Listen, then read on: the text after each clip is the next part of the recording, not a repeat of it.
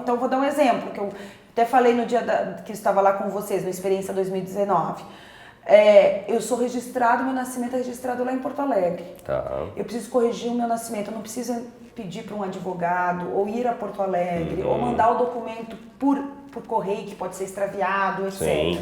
Basta eu comparecer a um cartório de registro civil na capital do estado de São Paulo, mas também em todas as demais capitais e nos cartórios do interior, solicitar essa retificação vai ser enviada através dessa plataforma, o colega lá vai receber a documentação, irá fazer a conferência se está tudo ok, fará a correção no assento e devolverá a certidão que vai ser entregue aqui ao solicitante.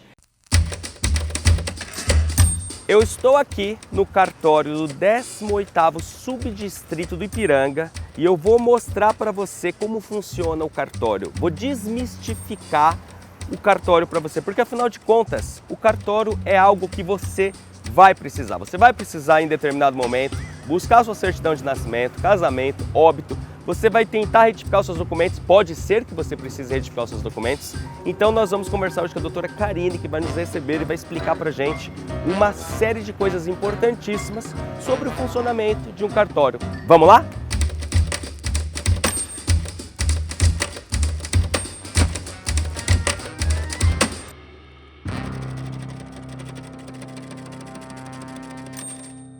Fala pessoal, tudo bem? Estou aqui no 18º Subdistrito do Ipiranga com a doutora Karine Bozelli.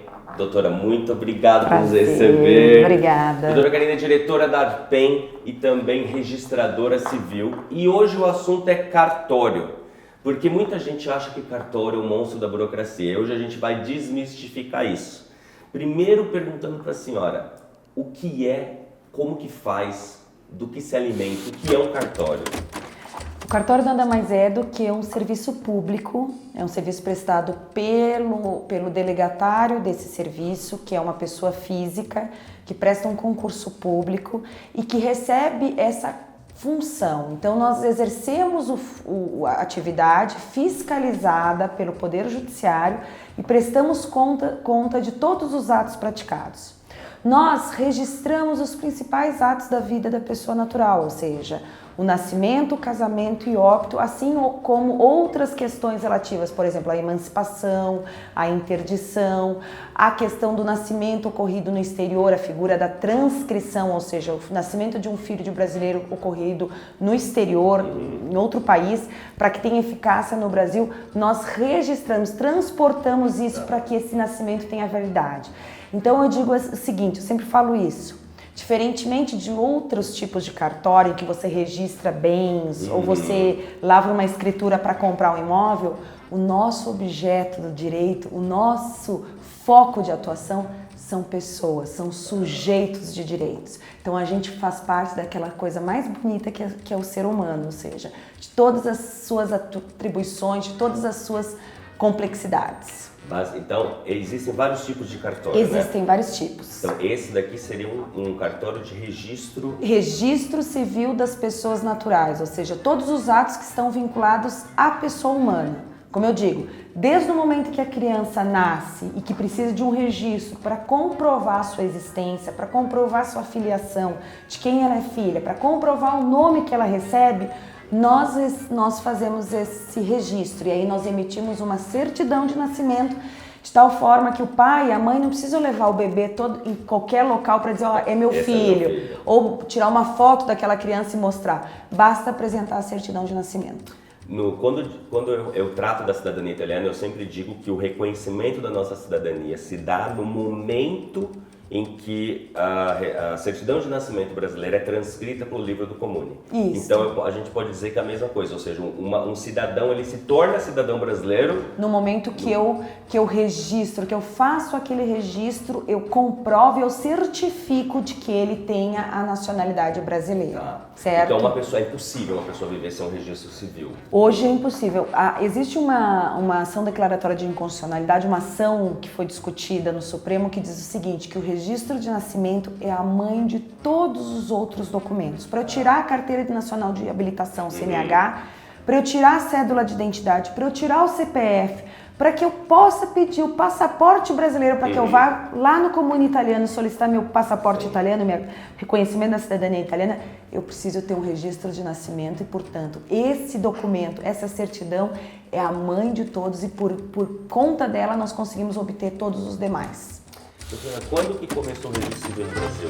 Olha, o registro no Brasil, ele tem final do século XIX, 1870, 1880, eu não estou com a data precisa, mas ele era um registro que antes era um registro paroquial, certo? Era um registro feito perante a Igreja Católica, muito similar à realidade italiana, que era feita perante, tanto por isso que muitas vezes para comprovar que o antenato era italiano, não havia o certificado de nascita. Se solicita o certificado de batésimo, que era emitido pelo pároco, pela igreja. Antes nós tínhamos o registro paroquial dos nascimentos, casamentos e falecimentos.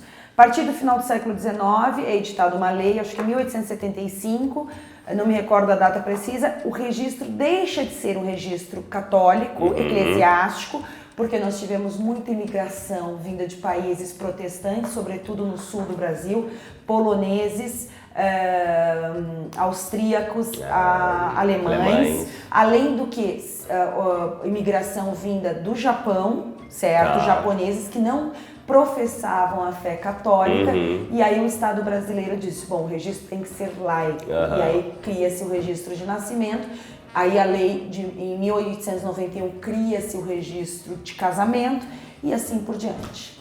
Doutora, uma pergunta muito frequente, na verdade uma confusão que as pessoas fazem, qual é a diferença entre registro e certidão? Registro é o que é feito aqui no cartório, consta dos nossos livros e é um arquivo perpétuo.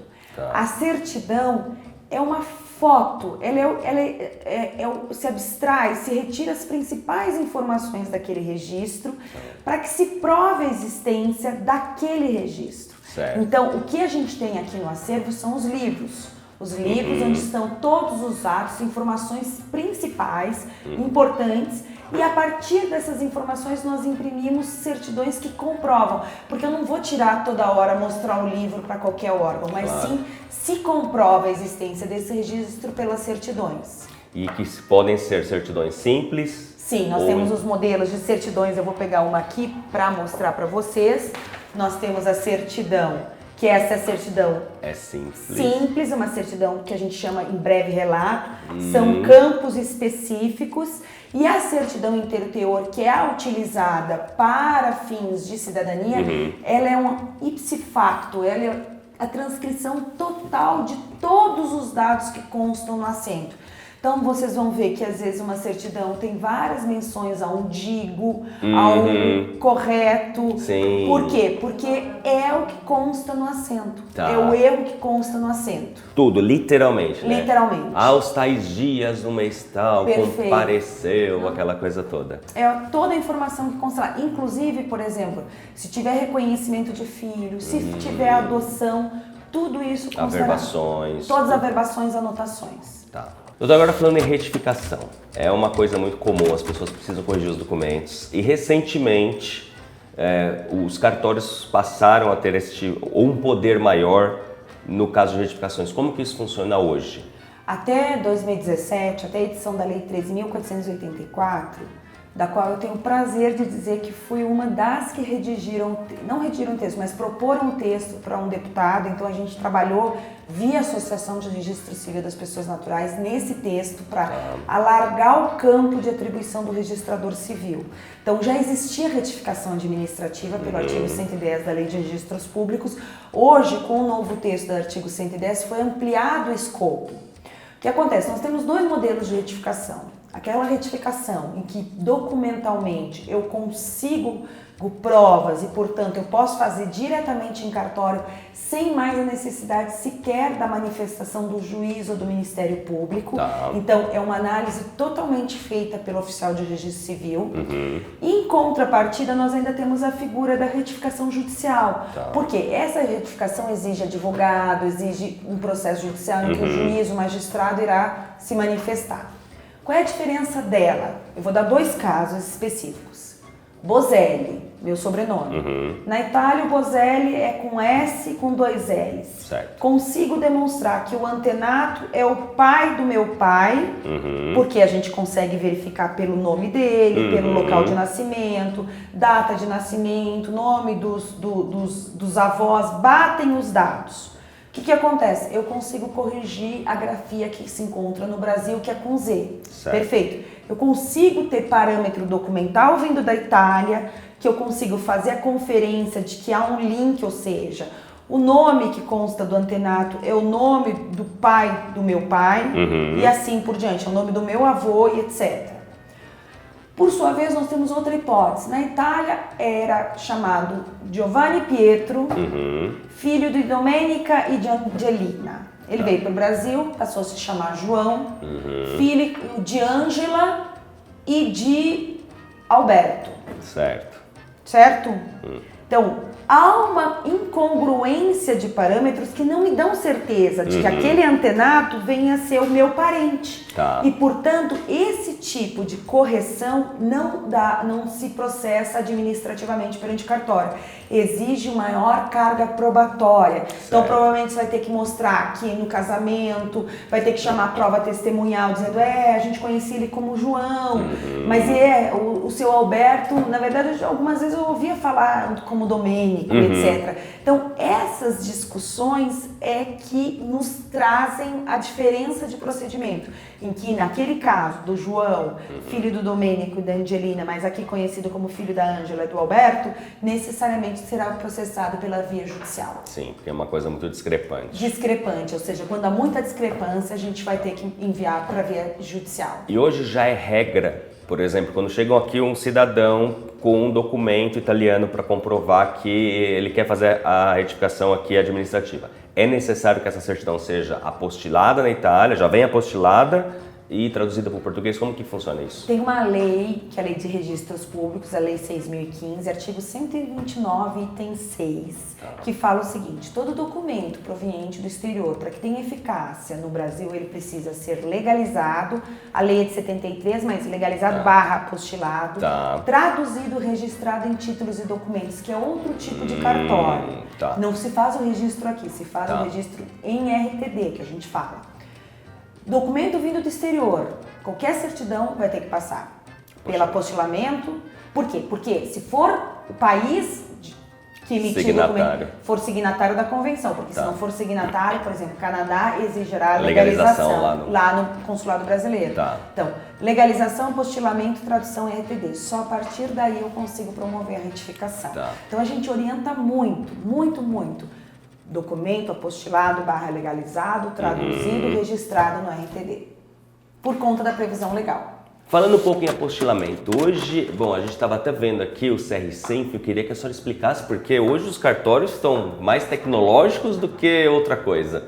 Existe uma propaganda enganosa, vamos dizer bem isso, uma publicidade que não é muito boa, que é o seguinte: cartório significa burocracia. E cartório, eu gosto sempre de fazer aquela analogia, como eu falei, para você entrar na sua casa, você não precisa da chave para abrir, ou você deixa tudo aberto para qualquer entrar. Da mesma forma, os dados pessoais, eles precisam ter segurança e precisam ser protegidos, os dados pessoais de cada cidadão, porque senão todo mundo ia utilizar o teu CPF, o RG e assim por diante. Então, o cartório representa a salvaguarda, a garantia de que os atos registrados são protegidos face ao uso indevido das informações. Para que haja isso, nós temos então todo um sistema registral e que para que haja evolução, para que cada vez mais nós possamos oferecer serviços rápidos, integrados e de forma padronizada, nós criamos uma figura que é uma plataforma integrada, uma plataforma com acesso via web, que só entra quem é oficial de registro civil com certificados digital, ou seja, é um código específico. E aí o que acontece? A gente está interligado. Então, hoje, nessa central, nós podemos trocar informações, trocar anotações, trocar pedidos de certidões, trocar protocolos de retificação. Então, vou dar um exemplo, que eu até falei no dia que eu estava lá com vocês, na Experiência 2019. Eu sou registrado, meu nascimento é registrado lá em Porto Alegre. Eu preciso corrigir o meu nascimento, eu não preciso pedir para um advogado, ou ir a Porto Alegre, ou mandar o documento por correio, que pode ser extraviado, etc. Sim. Basta eu comparecer a um cartório de registro civil na capital do estado de São Paulo, mas também em todas as demais capitais e nos cartórios do interior, solicitar essa retificação vai ser enviada através dessa plataforma, o colega lá vai receber a documentação, irá fazer a conferência se está tudo ok, fará a correção no assento e devolverá a certidão que vai ser entregue aqui ao solicitante. Isso é uma base integrada de trabalho. Isso. Além disso, em relação ao apostilamento, nós criamos a central, um cadastro de sinais públicos, de tradutores e de oficiais de registro civil e seus escreventes. Então, por exemplo, vou pegar uma certidão minha aqui. Nós temos uma certidão que foi emitida, que foi impressa aqui com a assinatura da escrevente do cartório Ipiranga. O cartório que receber essa certidão entrará na nossa plataforma, conferirá carga e função e assinatura e apostilar diretamente essa certidão, sem a necessidade de reconhecimento de firma e maior oneração de custos para o cliente. Então, esse é um trabalho que a gente tem feito muito através da Central de Informações do Registro Civil, a plataforma CRC. Facilitar o acesso da informação, facilitar a conferência dos atos e integrar de tal forma que eu não preciso me deslocar, não preciso gastar maior tempo e custos com isso.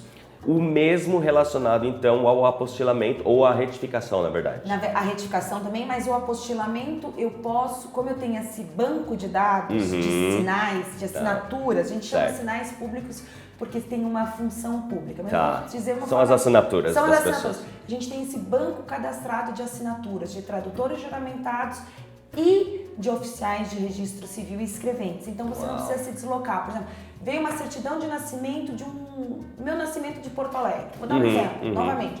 Veio lá emitido. Eu entro aqui na central, eu consigo acessar, conferir a assinatura e eu faço o apostilamento.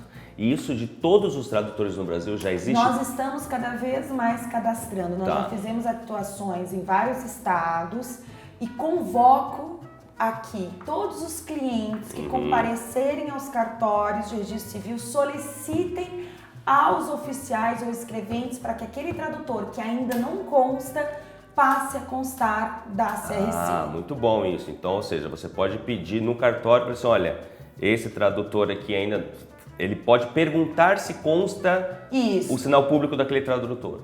Se não constar, o próprio cartório pode inserir aquilo ali. Ele pode entrar em contato com o tradutor e fazer essa inserção. Então, peço ajuda do pessoal que está pedindo reconhecimento, que está buscando reconhecimento na cidadania italiana, para que façam realmente esse trabalho de colaborador, porque a gente quer cada vez criar um banco de tradutores forte. O próprio tradutor, então, nesse caso, poderia ir até um cartório e dizer, olha, eu quero... Isso. Como que é feito? É depositar a firma? Ele vai vir portando seu documento de identificação, sua comprovação de inscrição pela junta, porque quem faz todo o processo de aprovação e inscrição do tradutor juramentado são as juntas comerciais.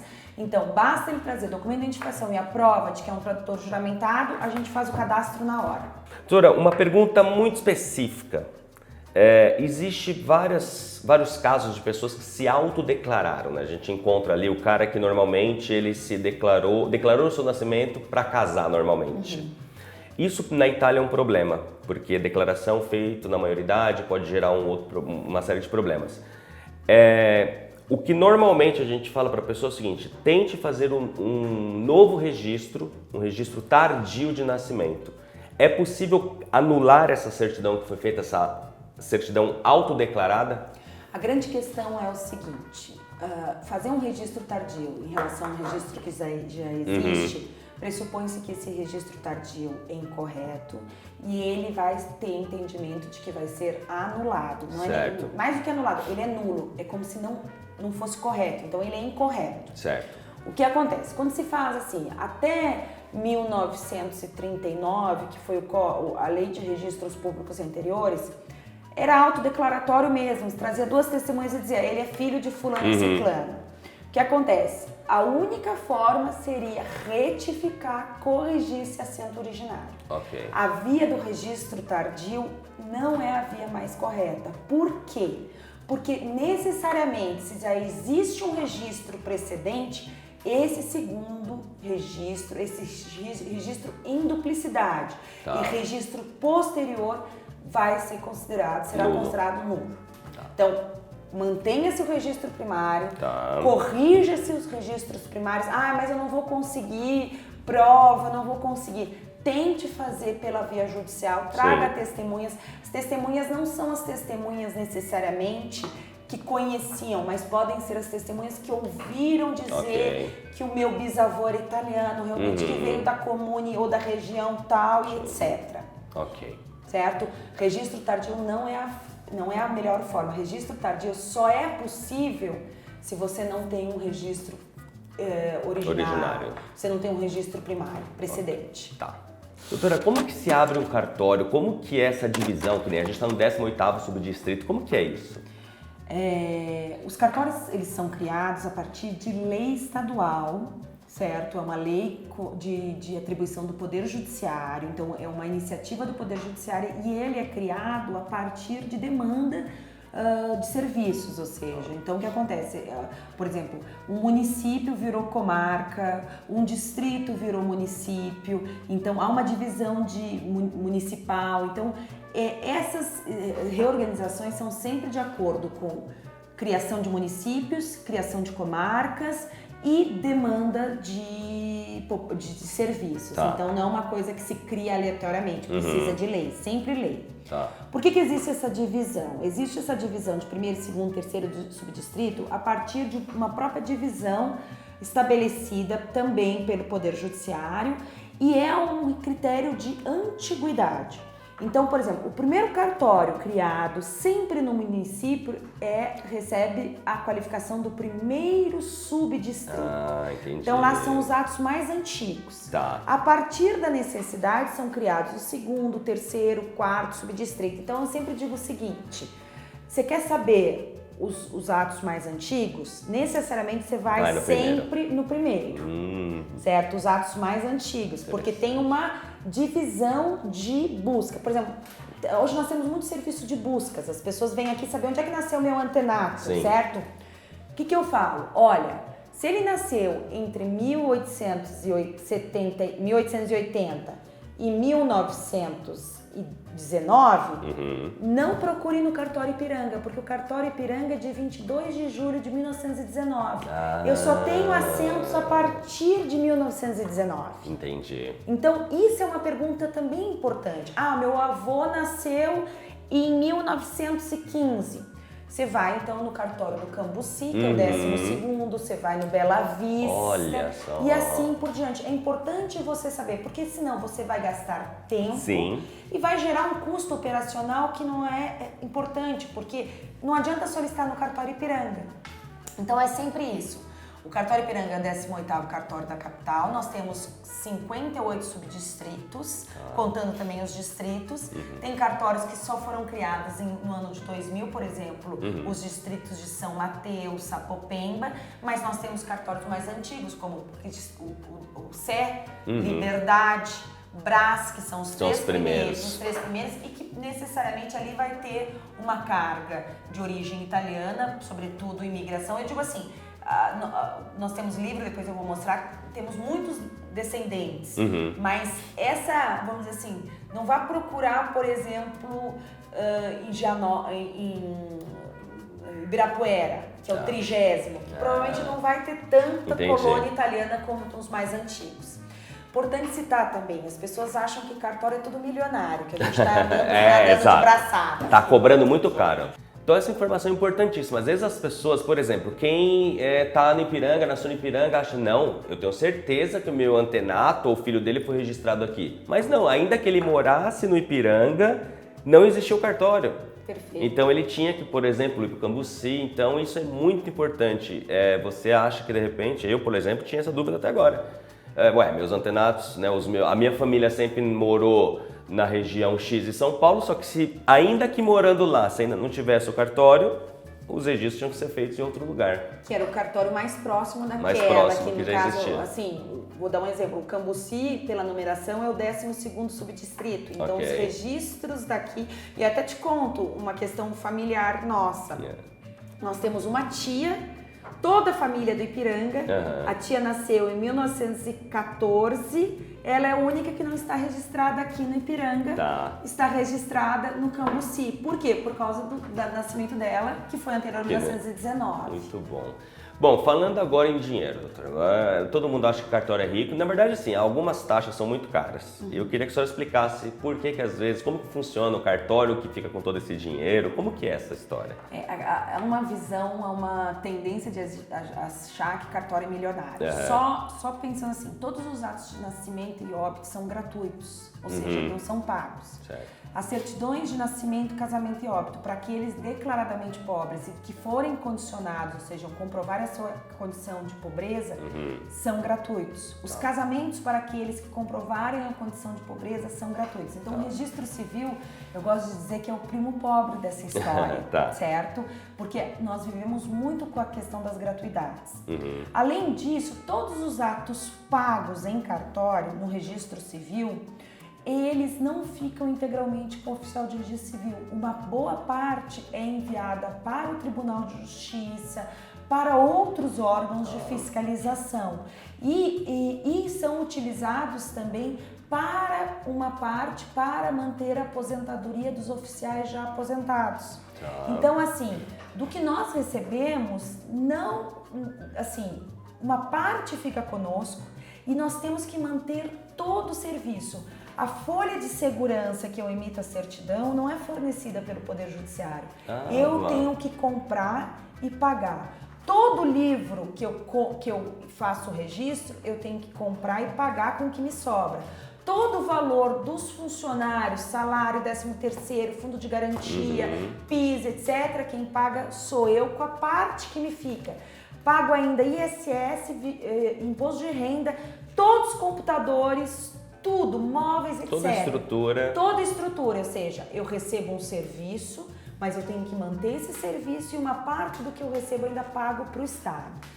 Então eu posso dizer o seguinte, não é o cartório de registro civil que é o primo rico da história. Milionário nós Então, não basicamente, um cartório de registro civil é uma franquia do Estado, quer dizer? É uma concessão. Faço uma analogia com uma concessão, como a franquia... Aqui você tem que pagar uma taxa de franchising, você tem que... Isso, é como se fosse a concessão de uma rodovia. Eu pago o pedágio, a taxa que vocês me pagam vale a um pedágio, só que desse pedágio, uma parte eu pago o preço público para o Estado e outra eu tenho que manter a rodovia bonitinha, eu tenho que manter o serviço de atendimento, de guincho, assim por diante. Se o buraco tiver muito fundo, vocês vão reclamar e assim por diante. Entendi. E pode inclusive perder a delegação, que é perder a concessão. A gente tem aqui uma tabelinha onde você consegue ver discriminado cada um dos locais. Então, por exemplo, a gente tem aqui ao Estado, neste caso aqui o valor seria R$ 228,60. Ao Estado vai R$ 38,77. A Secretaria da Fazenda, R$ 26,33. A Santa Casa, R$ 1,82 e assim por diante. Então, toda vez que você vir um cartório e efetuar um serviço, eles vão te dar um recibo e nesse recibo vai vir discriminado exatamente o que você está pagando e para onde o dinheiro que você pagou está indo. Doutora, eu queria dar uma olhada, eu queria que a senhora mostrasse pra gente o livro. Esse daí parece que é o livro mais antigo que vocês têm aqui? É o livro de registro civil, se você for ver, é o livro A, porque o registro civil ele trabalha com abecedário. A é nascimento, B é casamento, C é óbito, D é edital de proclamas, que é quando a gente publica que vão se casar. E esses são os livros, são os atos relativos à interdição, emancipação, que são os atos que são específicos de um tipo, de um só cartório de registro civil, que é o cartório da sede ou do primeiro subdistrito. Então, nem todos os cartórios têm esse livro. É o livro de 1919, se vocês vão ver aqui o tombo dele, 25 de junho. O que eu vou mostrar? É um livro extremamente antigo, já foi restaurado. A letra, vocês vão, é uma letra linda, é uma letra de calígrafa, Sim, quase, sim. certo? Nós temos os acentos aqui e as anotações e averbações aqui. Então, esses são livros antiquíssimos, quase não são mais utilizados, por quê? Porque nós não temos, olha, esses livros nós usamos uma película para proteger, nós conseguimos ver, os livros antigos são digitalizados e são arquivados em ambiente climatizado. Esses livros são arquivados fisicamente, mas nós também já digitalizamos. Já existe o processo, porque nós temos uma regra de que quanto menos nós acessarmos os livros, melhor para a sua manutenção. Hoje os livros, eles são totalmente...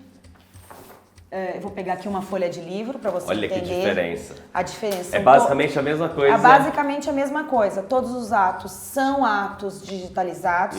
As anotações, olha a diferença, são hoje feitas em etiqueta. Porque aqui muitas vezes a letra difícil ler, né, o que está acontecendo. Mas são em etiquetas e, portanto, nós temos a facilidade da manutenção disso. Ou seja, eu não posso mostrar o conteúdo dos livros porque eles são privados. Sim. Então, eu só dou um overview do que é o livro em si de registro civil. Estou aqui com o Dr. Marco. O Dr. Marco vai mostrar pra gente onde ficam os livros, os registros, pra gente entender melhor como que funciona. Vamos lá, doutor, por favor.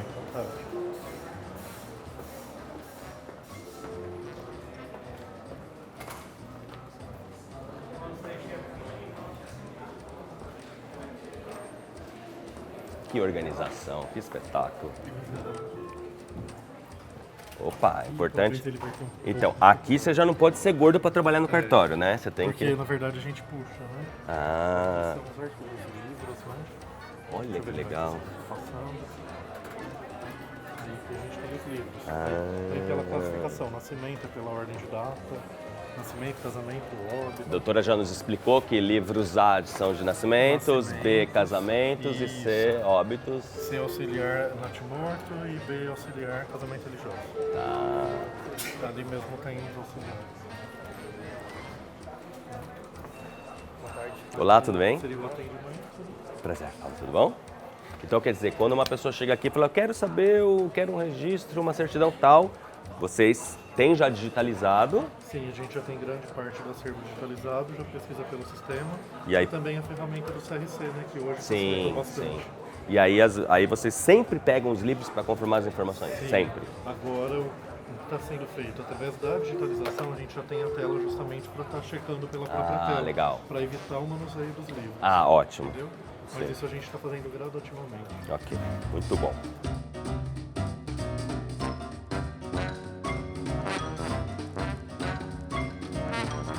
E a senhora estava comentando com a gente também que as pessoas não precisam sequer ir até um cartório, elas podem fazer isso da casa delas. Isso, os pedidos de certidões, olha, as anotações antigas nós estamos fazendo, já é uma anotação, provavelmente uma retificação ou uma verbação são retificações feitas no assento e que nós fizemos para corrigir este ato. Hoje o registro civil, ele pode realmente, a folha nós temos uma preocupação, nós podemos solicitar diretamente de casa as certidões, melhor dizendo, existe um site para que seja solicitada a certidão, que é www.registrocivil.org.br. É um site direto do registro civil, da associação, sem atravessadores, porque muitas vezes solicita certidões naqueles cartórios 24 horas e o valor das certidões é o triplo do que é solicitado. Então, eu falo muito isso. Não utilize atravessadores, utilize o site não faz sentido. Operado pela Associação de Registro Civil das Pessoas Naturais, www.registrocivil.org.br. Vamos deixar na descrição. Por quê? Porque é importante que ali você vai pagar o valor correto, sem custo adicional. O único custo adicional é o valor da carta registrada ou do SEDEX. Se você quiser receber isso fisicamente, porque a certidão também pode ser enviada em ambiente eletrônico, assinada com certificado digital e que às vezes pode ser apresentada para órgãos públicos e assim por diante. Porque eu quero falar muito isso. As pessoas têm a visão do tipo, é muito cara a certidão. porque se solicita no lugar errado. Procure www.registrocivil.org.br que o preço será o correto. Solicitar a segunda via de uma certidão de nascimento, casamento ou óbito é mais simples do que você imagina. Confira o passo a passo de como fazer o pedido no site Registro Civil, o portal oficial do Registro Civil Brasileiro. Acesse registrocivil.org.br e escolha o tipo de sua certidão. Vamos seguir neste exemplo com a certidão de nascimento. Informe o cartório e sua localização. Insira os dados da pessoa registrada. Inclua a afiliação.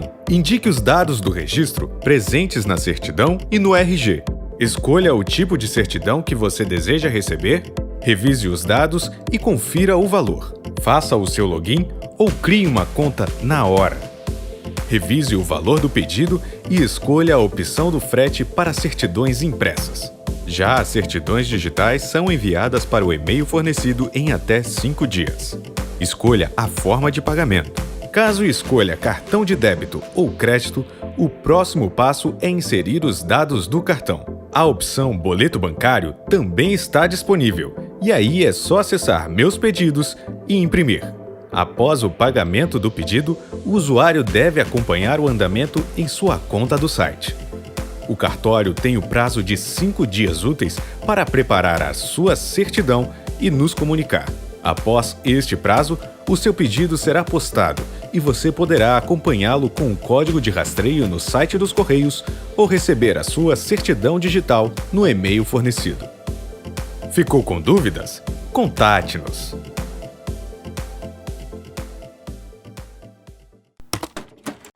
Doutora, muitíssimo obrigado. É muito bonito ver o brilho nos olhos que a senhora tem fazendo esse trabalho. Eu adoro o que eu faço. Desmistificou muito essa coisa, porque a gente acha que o cartório é um burocrata. E a senhora mostrou que não é bem assim. Muito obrigado por nos receber. É uma honra, um privilégio estar aqui. E você que gostou dessa entrevista com a doutora Karine, deixe o seu comentário. Veja escreva aqui pra gente o que você achava, o que você achou dessa entrevista. Se você quer saber mais sobre cartórios, a gente volta aqui, tá bom? Um grande abraço e arrivederci! E a gente não podia sair do cartório sem mostrar para você a famosa etiqueta da apostila de Haia. Nesse caso ela está colada na integridade porque coube neste documento, né? Às vezes o cartório, por ter informações no verso da certidão, eles não conseguem colar a etiqueta, mas você pode perceber que aqui tem a etiqueta, né, o selo em papel moeda e os respectivos carimbos do cartório.